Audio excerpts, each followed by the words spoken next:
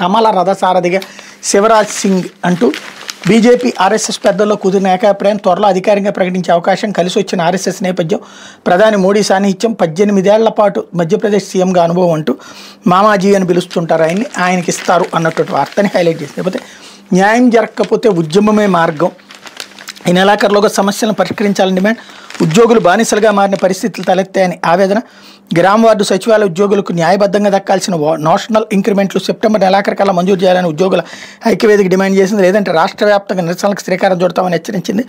ఉద్యోగులు ఎదుర్కొన్న పలు సమస్యలపై ఐక్యవేదిక రాష్ట్ర chairman MD Jani Basha, secretary general Vipparthi Nikhil Krishna, convener Shaik Abdul Razak ఆదివారం ఒక ప్రకటన విడుదల చేశారు. ప్రకటనలో ముఖ్యాంశాలు: సచివాలయ ఉద్యోగులు సర్వీసులో చేరి 6 సంవత్సరాలు పూర్తయిన నోషనల్ ఇంక్రిమెంట్లు మంజూరు కాలేదు, ఒకే క్యాడర్లో 6 సంవత్సరాలు పూర్తి చేసిన వారికి ఆటోమేటిక్ అడ్వాన్స్ స్కీమ్ ప్రకారం స్పెషల్ ఇంక్రిమెంట్ ఇవ్వాలన్న నిబంధన అమలు కాలేదు.